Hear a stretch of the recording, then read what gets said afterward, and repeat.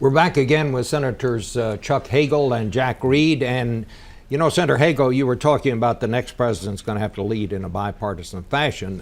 You are well aware that some people are saying that maybe one way to do that would be if Senator Obama, a Democrat, asked you to be his running mate. Let me just ask you flat out, has anybody talked to you about that? Have you been asked to furnish any kind of information, or are you interested in anything of that nature? No, no one has talked to me about it. I fully expect that Barack Obama will choose someone in his own party who would you be very interested? Capable. Well, I don't expect any of that. I'm not interested in it. Obviously, Bob, someone who cares about their country, I put a lot of years in for this country, and I'm very proud of my service to this country, as Jack Reed is, as many people are. You're both military veterans. You're a veteran of Vietnam, of course. And 12 years in the Senate, heading up the USO, working for the Reagan administration, George Bush's dad. I've done a lot of things. I'm proud of that. Anyone who cares about their country at a time of crisis, and I think this country's in a state of crisis, I think the world is. If you're asked to consider something, of course you've got to do that. I fully expect, however, to be a private citizen next year and go get a real job. The other part of that is other people are mentioning you, Senator Reed, because of your military background. You're a West Point graduate. You've been on the Armed Services Committee for a long time now. A lot of people are saying that might balance out what some people see as Barack Obama's inexperience in those areas. Are you interested? I think I can best serve the nation, my state of Rhode Island, and I hope President Obama by being a member of the United States Senate, and I hope the people of Rhode Island return me to the United States Senate. Again, I've thought about this, and I am very committed and very dedicated to pursuing a career in the United States Senate. Let's just talk about the politics of this. I said at the top here, it looks like things are going to get pretty dirty. From here on in. There had been some really harsh stuff going back and forth. But do you like the turn that this campaign has taken? No, I don't. I mean, I think the ads that you just showed on the TV are not worthy of the kind of campaign that should be waged, and frankly are surprising given the caliber of Senator McCain and the caliber of Senator Obama. I think we have huge problems. Chuck talked about these issues confronting the president. Our economy that's in distress, housing crisis, energy problems. There's enough to talk about without, I think, baseless insinuations about patriotism, baseless insinuations about one's respect for American troops. There's much more to talk about, and as Chuck suggested too, the next president is going to have to lead the nation. Not just their electorate. They're going to have to lead the nation.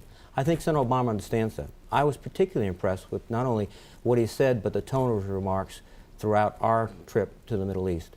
And I think he also understands that this is about building not only support within the United States, the American people, but also indicating to the world that America is ready to lead positively based on principle, based upon approaching problems not alone, but with the world community. Let me ask you, Senator Hagel, and just turn a corner a bit, if I could here. One of the things that we didn't hear Senator Obama talk very much about is the situation with Iran. I would just ask you, how serious is this? We keep hearing reports that Israel is running exercises in case they have to make a decision to take a preemptive strike on Iran's nuclear capabilities.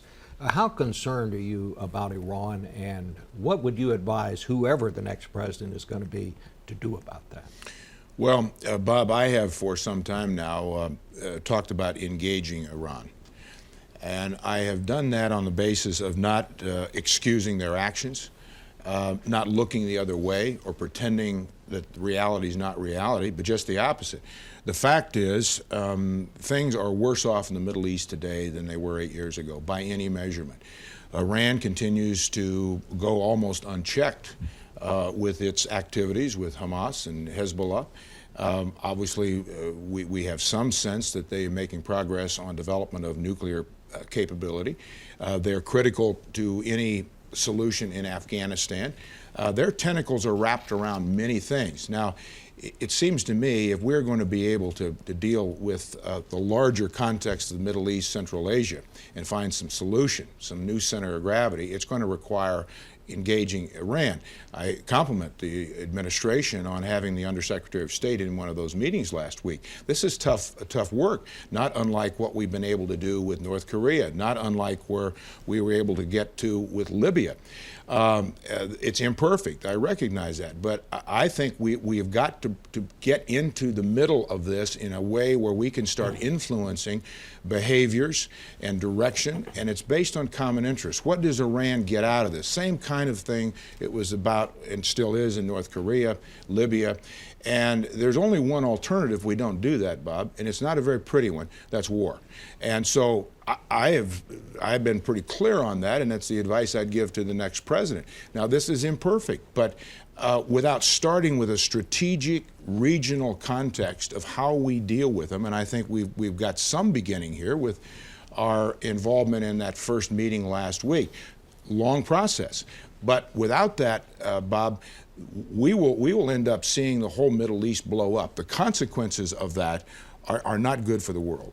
Let me just ask you quickly this. I mean, hearing you talk about this is real criticism of a Republican administration. You're a Republican. Mm-hmm. Have you decided who you're going to vote for? Are you going to vote Republican or Democratic the next election? I haven't decided. I am going to make that decision and will vote when the time comes. But quite honestly, Bob, I'm trying to fulfill the commitments I made to my constituents in Nebraska, work as hard as I can. The last year I'm in the Senate, do what I can to help John McCain or to help Barack Obama. As I said, I talked to John right before I went to Iraq. He said publicly he was pleased that I was going with Barack Obama. And John said some very positive things about that relationship. And that's where I'm focused. I'm not going to get into the politics of this. Where I think I can play the most significant role for my country, not my party. I actually put the country before the party, is to use whatever expertise I can to help the next president of the United States govern in this country.